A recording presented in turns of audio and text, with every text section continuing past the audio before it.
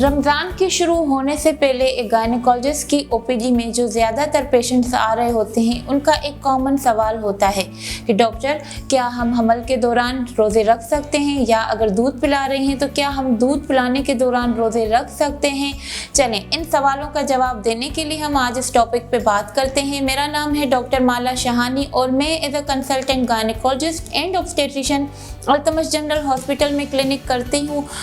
तो हम इस टॉपिक पे सबसे पहले कि रमज़ान में एक हामला औरत को रोज़े रखना फ़र्ज़ नहीं है, वो स्किप भी कर सकती है। इवन ब्रेस्ट फीडिंग जो मदर्स होती हैं वो भी स्किप कर सकती हैं, लेकिन क्योंकि कुछ औरतों का रमज़ान से एक स्पिरिचुअल कनेक्शन होता है, वो चाहती हैं कि हम अपने सारे रोज़े रमज़ान के महीने में ही मुकम्मल कर लें।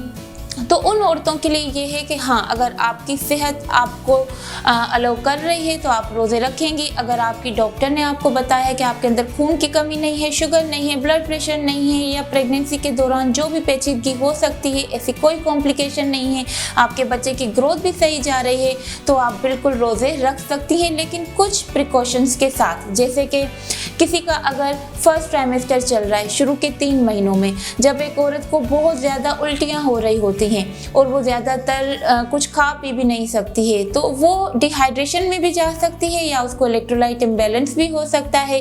तो ऐसी औरतों के लिए हम ये बोलते हैं कि आप 1-2 रोज़े रखें, फिर कुछ स्किप करके उसके बाद 2-3 रख दें, और कोशिश करें कि इफ्तार से सहरी तक पानी का इस्तेमाल बहुत अच्छा करें, और अपने इलेक्ट्रोलाइट्स को मेंटेन करने के लिए ORS का भी इस्तेमाल कर सकती हैं। उसके अलावा आपकी डाइट बहुत ही न्यूट्रिशियस और लाइट किस्म की डाइट होनी चाहिए।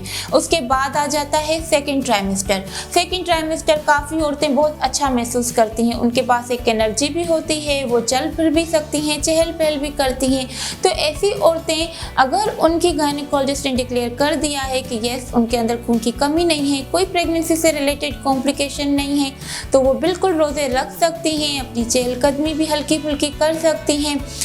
उसके साथ साथ पानी का इस्तेमाल भी वो इफ्तार से सहरी तक अच्छे रखेंगी, और अपने आयरन और कैल्शियम सप्लीमेंट्स भी लेती रहेंगी इफ्तार और सहरी के बीच में। उसके बाद आ जाता है थर्ड ट्राइमेस्टर के दौरान एक औरत भूख कम बर्दाश्त कर सकती है, क्योंकि उस वक्त बच्चे की बहुत अच्छी ग्रोथ हो रही होती है, बच्चे को ज़्यादा कैलोरीज चाहिए होती हैं ग्रोथ करने के लिए।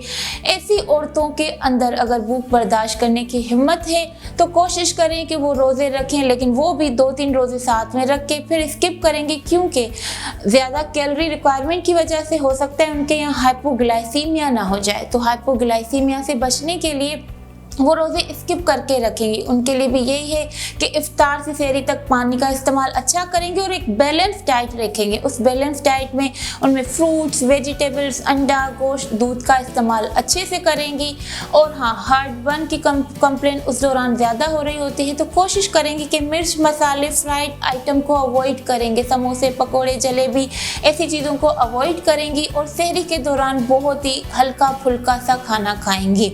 उसके साथ साथ काफ़ी औरतों का मानना होता है कि रोज़े रखने से कहीं उनके बच्चे की ग्रोथ कम तो नहीं हो जाएगी, या प्रीटर्म बर्थ या प्रीटर्म लेबर का चांस तो नहीं है। तो नहीं, ऐसी कोई कॉम्प्लिकेशंस नहीं आती हैं अगर आप बिल्कुल सही महसूस कर रही हैं। और हाँ, दूध पिलाती हुई माएँ भी रोज़ा रख सकती हैं अगर उनको लगता है कि उनके अंदर स्टेमिना है। वो भी पानी का इस्तेमाल इफ्तार से सहरी तक अच्छा करेंगे और न्यूट्रिशियस और बैलेंस डाइट रखेंगी। रोज़े रखने रमज़ान से पहले अगर आप प्लान कर रही हैं कि हमें रोज़े रखने हैं, तो आज ही आप हमें विज़िट कर सकती हैं अल्तमश जनरल हॉस्पिटल में Monday, Tuesday, Thursday, Saturday. Doctor Mala Shahani as a consultant gynaecologist 2 से 4 बजे तक। शुक्रिया।